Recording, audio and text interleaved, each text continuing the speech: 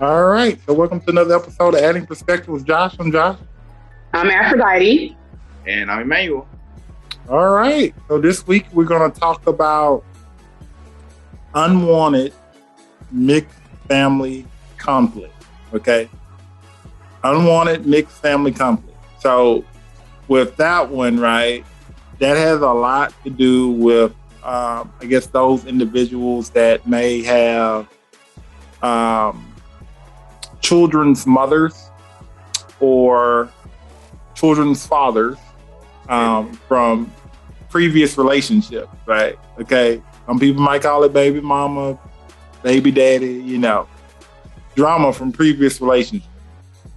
And sometimes, and I know everybody's probably heard those interesting horror stories when it comes to mixing families, especially being in a current relationship. Sometimes exes don't necessarily agree with a lot of things that are going on in the current relationship. And they can cause some conflict, right? And so they can cause some conflict between the current person. And my thing on that is that, yes, there has to be a line drawn. Yes. There has to be certain boundaries. Yes. And then there also has to be a whole ton of conversations and communication all the way around. So that means with the ex, that means with your current partner, that means with your kids, if they can talk, with your kids too, kids school, kids barber, kids pastor, maybe. It's just everybody, okay? Everybody needs to talking to, like everybody, okay?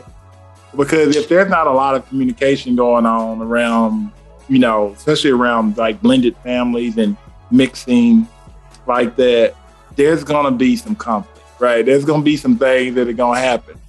And you want to minimize conflict. That's the goal, to minimize conflict, okay? So even with those types of stories,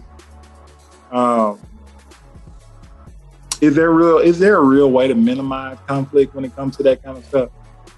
Like, what do you guys think? Is there like a way to just like minimize it? You can minimize it. Okay. It's definitely, that's an individual conversation though.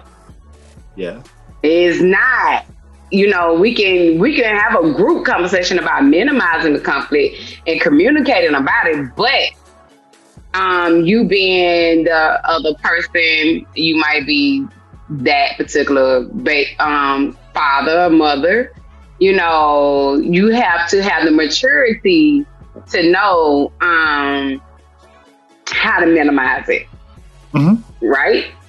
And even when it comes down, I know you was speaking about like sometimes it be the mother or the father, but depending on the age of them kids, it could be them kids being blended as well.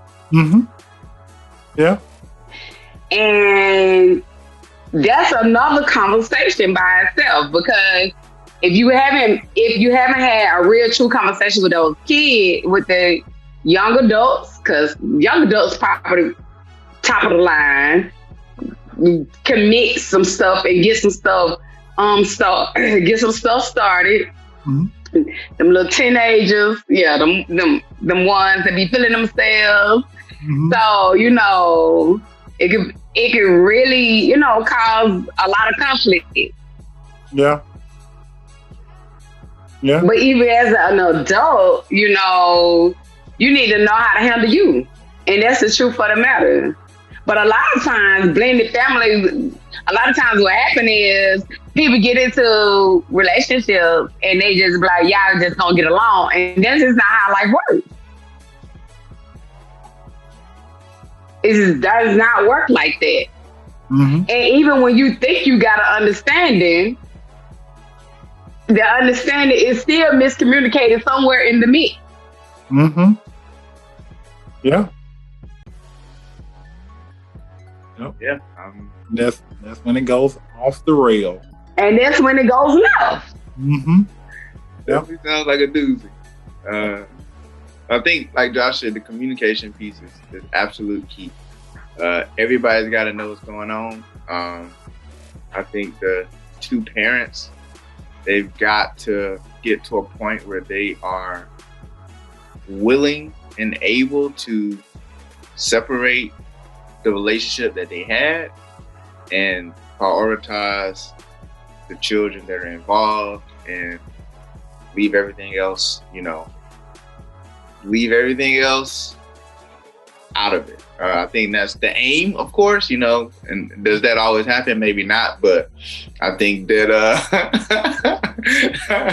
there's got to be some heart-to-heart between the two parents where they can meet on a common ground that their relationship is over. I think they can probably agree on that. Okay. And depending on who you're talking to. Hopefully. Because the other part is one partner don't always think the relationship is over. Right. Okay. And they might be the one that broke up with you. And they still thinking they don't. What? What? It happens. Yeah. Mm-hmm. It happens. Like some sickness. Something's wrong. So we need to escalate. Okay. So that's what's going on. We need to escalate. Okay. I'm sorry. Hey, if y'all are doing that, if y'all any viewers is doing that, you gotta stop. Okay, because that's just not healthy. That's just not healthy for the family. The kids, the upbringing is just not. It's not gonna put things in a position where they can effectively improve. But I think that maybe there's got to be some counseling. Is there counseling for divorced parents? Yeah. Well, maybe that should be something that's considered. But everybody, it don't necessarily mean they divorced. They could have just been together a while, had kids, and then split. Yeah. Or maybe not even divorced, but just, parents that are no longer together. Yeah. Yeah. I think that if there's not some kind of connect between the two parents, then it's going to be a disaster. There's no hope. I don't want there to be a situation where there's no hope, but there has to be something that they can connect on and agree on for the future of their children, and their future relationships, whatever that may look like. They've got to be able to connect and agree on something.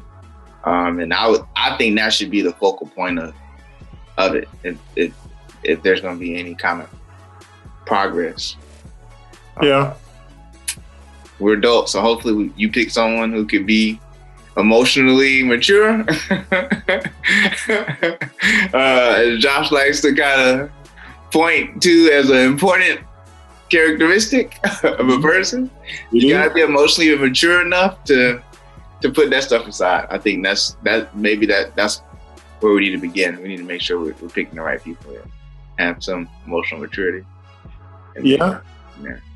Well, even if hypothetically speaking that you didn't pick the right person, right? So you had these kids by these people, by this person, and they wasn't the right person, right? Because it happens. Yeah. Yes. Then, you also have to figure out how you're going to navigate that with that person. Sometimes navigating, and I know this might sound a little harsh, but sometimes it just might mean not communicating with them at all, depending on what happened for you all to break up. Because it's not always healthy. A breakup is what it is, but depending on what happened. Yeah.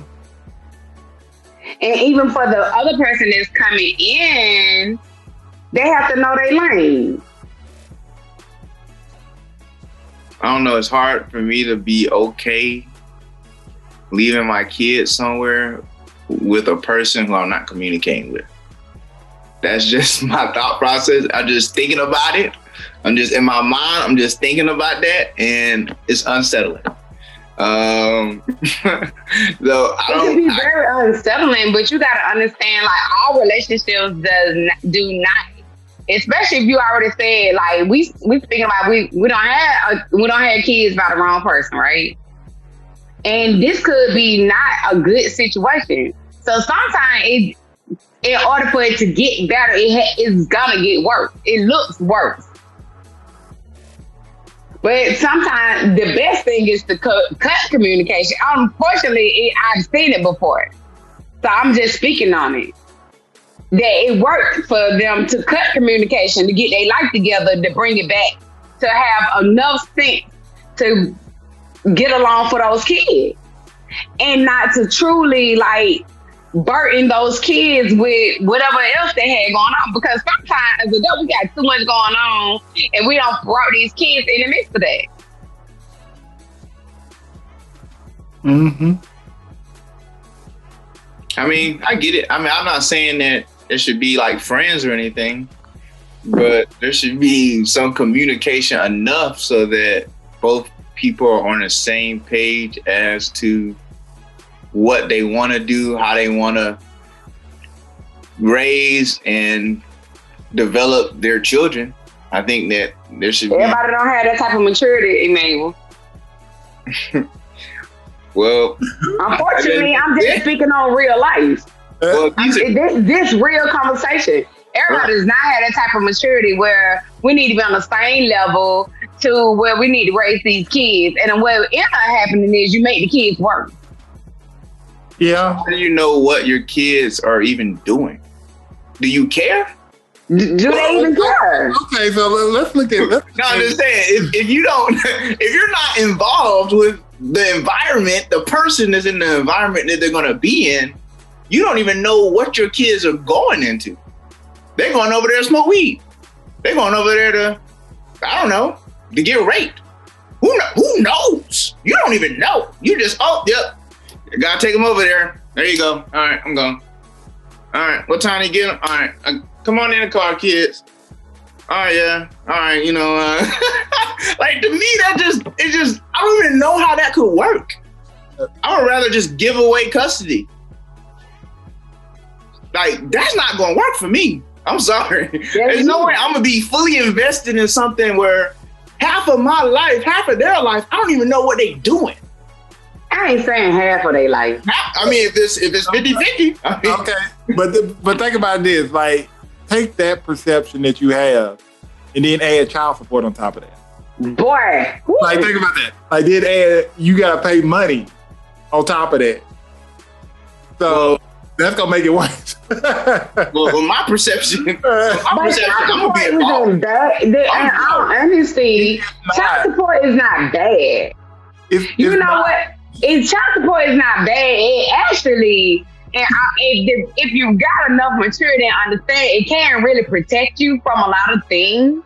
Yeah. But the thing about it is how the person presents it, and majority of the time, it's the woman that's presented it in a very negative way. I'm not paying child support. I'm gonna be very involved with my children. I'm gonna be more supportive than child support. So at the end of the day, like, to me, that's not even on the table. So I'm gonna be involved. I mean, I think that you, as a parent, have a commitment to being involved, even if you're not okay with the other person. Like, you gotta be involved. There's gotta be something that can support a parent wanting to be involved with what's going on with their children. If the other person is just completely against that, which I don't know how that could be possible if they want what's best for the kid.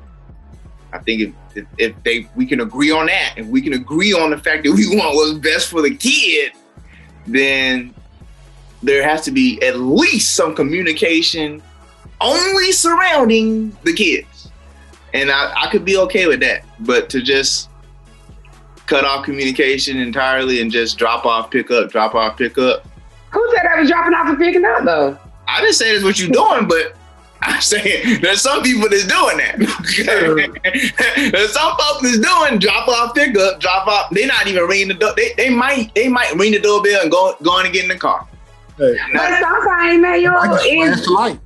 Yeah. Headlights. I mean, it's really sad because a lot of times what I've seen in my experience is that the man go through the work a lot of times. To be very transparent and very truthful, you know, he might not be with the drama, but she with it. Right. Oh yeah. She with it. She with that drama. She with, she about to go over here and act up because he got a new woman. She with that foolishness. And unfortunately, men, a lot of men would just step back and be like, I ain't doing it with you. Right. I've heard that a lot. Yes, and it really affects the way they parent. Mm-hmm. And I know it's looking like, okay, child support, but they rather pay child support and not be bothered. Because all of the mess that has been created trying to blend a family. Mm-hmm. Yeah. Well, I mean, that's one thing people don't consider when they break up with somebody is how they gonna co-parent. How they're going to co-parent. Nobody considers that. At all. I don't know. Blended families are difficult. They can be very difficult to blend families. Mm-hmm. And it also depends on the ages of the children. I'm all for, let me tell you something. I'm all for telling, especially the men, go get your child legitimized in the state of Georgia. Get your child legitimized. Because technically the state of Georgia don't care how much child support you pay, you ain't got no rights. You don't have any rights. Mm-hmm. Yep. So when you blend in your family and you decided to move on and to get into a relationship, all your ducks are in a row where it's communicated like, this is how we're going to move with our child. It ain't nothing personal, this business, because I got to take care of my child. Mm-hmm. Yeah, you're right. It's a lot of boundaries that need to be put in place, but a lot. Go back to that conversation piece, though. You got a lot of conversations to be had, okay? I wouldn't be dealing with that. I'm going to tell you right now. And this might sound bad, but we either going to co-parent help in a healthy way, or I'm going to pay child support, and I'm not going to be there. Oh, my God. My two options. I'm not dealing with all that. Hey. We're going to either co-parent in a healthy way, or I'm going to pay child support, and that's it. And tell your children why their daddy not there. That's it. It's not that easy. It's not easy, Emmanuel. Yes, it is. It's that easy. It's that easy. People make life harder than it gotta be. It's that easy. Emmanuel speaking because he has no kids, y'all. Yeah, there you go. Look, Emmanuel speaking because he has no kids. So no, I'm not speaking. Now. Look, for those who know Emmanuel, for those who know, you ever never get in that situation. For those who know Emmanuel, they know he mean what he say. Okay, 100%. I promise you. I promise you. We're gonna show you who in charge. It ain't you. Okay, so we're gonna either co-parent, like you got some sense, or you gonna be there doing what you want to do by yourself. That's it. That's it. And am I gonna miss my kid? Yes. I might see him every as much as I can, but I'm not gonna be fighting with you. Like that's just. Hopefully, I hope. This is assuming we got one kid. Now we got more than one kid. We don't even talk about more than one. Exactly. Now we got more than one kid. That statement may not stand as strong. And in that case, we gonna have to kind of figure something else out. But I would hope that I'm not over investing with someone who's that emotionally unstable to where we cannot come to a mutual agreement for the sake of our children, who are the future. Okay. But the thing about it, this is what it is. This is what it is. You ain't realize they that emotional unstability. Y'all done broke up. Oh no. Come on now. No. It turns. I'm telling you, a breakup, Emmanuel, with kids, it flips, baby. It flips. It's not. I know it sounds really great, Emmanuel. Well, I would not be in a relationship with nobody that's just that emotionally unstable and da. So, baby, you break up. I feel like you can see the signs. Yeah, you might not see them in that light. You might not see them be that emotionally unstable, but the signs are there. It's really hard for you to see that sign that a person don't want to co-parent well when you break up. You know what I'm saying? Yeah. Like, but you can know that's not a question. Based off the way they talk about their values on their children. Okay. It's not about. But you making it about the children. It is. They ain't making it about the same children.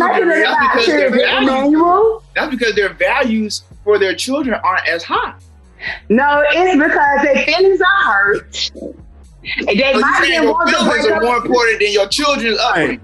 Their values are in line when you with them. Think about that. They value the good when you're with them. That's not values then. That's not values. That's not really values. When they go ahead and say, hey, we ain't gonna be together no more. Oh. That's not really values, bro. That's not really values. That's what people think is they think those are their values. Those are not really values. Your values don't just change like that. That's not values. Values are when y'all get in a relationship and y'all talk about kids, y'all talk about how y'all will prioritize them, whatever that looks like. And yeah, I know people say a lot of things. They normally do. That's all they do is talk. Well, you can tell when somebody talking the talk, and you can tell somebody walking the walk. People act a little different. Okay, I'll tell you, it's a difference. And you know, a parent that's literally like, they so serious about having kids. They talk about their future. They gonna do what, you know. It's a bit more of a serious, committed, you know, approach that you can kind of feel better knowing that if all else fails, they're gonna want to make sure the children are in the best position they can be. That's it. I expect the children to bring them to a place of reasoning. What children don't bring you to no place of reasoning? Why not? What? Because the value's not there. Where did you get that from? I get that from people that value upbringing their children. That's the problem. People think children honestly like bring kids can bring some type of, you know, life and all this kind of stuff, but it's really the maturity in the person themselves. I think the real issue is people aren't having children on purpose. So it's almost like they got to force themselves into, all right, yeah, I had a kid. Whereas if you say, all right, I'm ready to have a kid, I'm prepared, I want to do this for my kid, X, Y, and Z, then the mindset is different. It's not just like, oh, yes, we got this kid we got to take care of. It's like, yes, I'm ready for this kid. I want to have this kid. We're bringing this kid into the world. We're going to do X, Y, and Z. And I think with that, the approach is going to be different. It's going to be different. It's not like, oh, this kid just got dropped on us. Damn, shit, she pregnant. All right, damn, Georgia abortion law, fuck, we got to have this baby. Like, no, it's like, hey, we ready? You know? No, just being for real. This is what I want. I want to do this with you. We're going to talk about how we're going to do it. We're going to make this, you know, and if it don't work, then y'all know that y'all wanted these children to live a certain life. Like, half the problem is these people ain't even really together. They just not on purpose. This on accident. This little side piece. Yeah, of course. Of course they're going to fight. Of course they can't see eye to eye. They weren't even seeing eye to eye before. It was just a little fun. You know what I'm saying? So like, I believe if it's a legitimate situation where two people are actually looking to do this, that the results will be better. I do believe that. I really do. I don't have statistical evidence to support it, but I believe that would make a difference. It could. I want to look into the amount of families that are in that situation where there was Planned Parenthood. Yeah, I would see that too. And what we're gonna do is actually we're gonna do a part 2 to this, okay? Because I feel like, right, we gonna open this all the way up. Okay? Please, we got to. There's a lot of juice that we missing right now. Okay, a lot. It is. So a lot of juice. we gonna say the other half for part 2. Okay, so another episode of Added Perspective. Josh, I'm Josh. I'm Aphrodite. And I'm Emmanuel.